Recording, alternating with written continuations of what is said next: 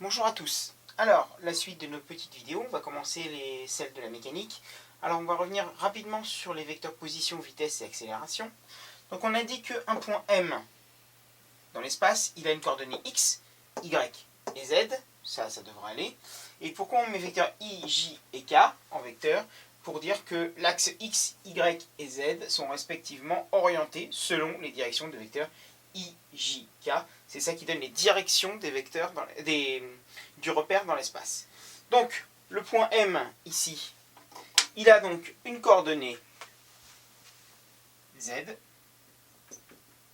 ici. Ici, il est dans l'espace en l'air, donc j'ai fait son projeté orthogonal sur l'axe Y, XY. Donc, il a une coordonnée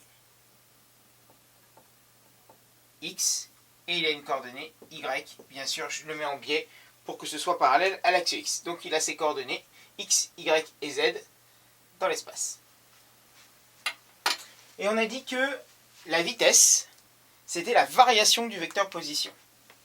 Donc, la vitesse, c'est la dérivée, donc la coordonnée X de la vitesse, c'est d de x, et encore une fois, n'ayez pas peur de ce d, ce n'est juste qu'une notation pour signifier dérivée. Donc c'est la dérivée de la coordonnée x sur dt. D, encore une fois, c'est une notation, ça veut dire dérivée, c'est-à-dire qu'on dérive la coordonnée x par rapport au temps, uniquement.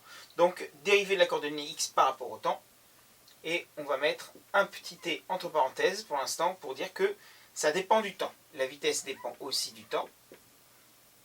Voilà. On va mettre un petit t partout. Après, une fois que vous serez familiarisé avec ça, on pourra simplifier l'écriture en enlevant les t entre parenthèses, parce que vous aurez bien compris que tout ça dépend du temps. Donc dx sur dt, toujours pareil, vecteur i. Pour la coordonnée y, on fait pareil, dy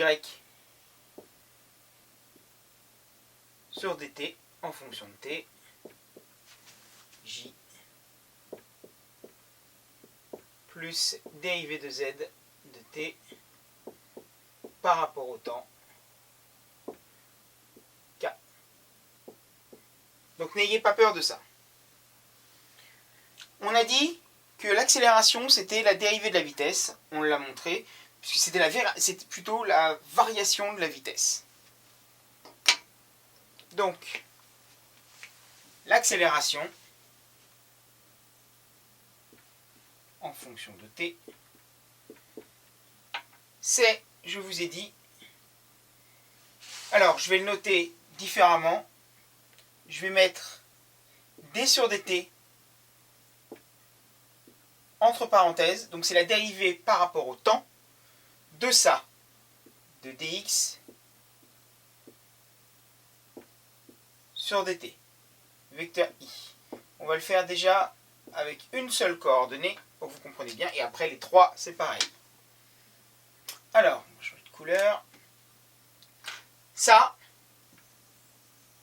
c'est v de x, la coordonnée x de la vitesse. Plutôt la coordonnée sur l'axe, oui, la coordonnée de l'axe x de la vitesse sur l'axe x. Maintenant, ça, donc, c'est bien pareil, c'est v de x. Donc, que j'inscrive dérivée de v de x par rapport au temps, ce qui est le cas, la dérivée de l'accélération serait bien la dérivée de la coordonnée v par rapport au temps, ou si je mets ça, j'ai bien distingué les deux pour vous montrer que ça, je vais regrouper les d, et en fait, ça va faire d carré de x sur dt2. Et encore une fois, ce n'est qu'une notation. Ça, c'est pour vous montrer que l'accélération, c'est la dérivée seconde de x par rapport au temps. D'accord? Voilà. D'ailleurs, ça, c'est pas égal, ça donne ça. Pourquoi? Parce que ça, c'est l'accélération. Excusez-moi. Hop. Voilà. Donc, on va faire la même chose avec les 3. Donc, déjà, je vais effacer ça pour bien remettre les bonnes valeurs. Donc, encore une fois, on a juste dérivé la coordonnée x 2 fois en passant par la vitesse. Et le 2, ça veut dire dérivée seconde. Et ne me simplifiez pas les opérations par d, ce n'est qu'une notation, ce n'est qu'un opérateur mathématique. Vous n'avez pas à le simplifier.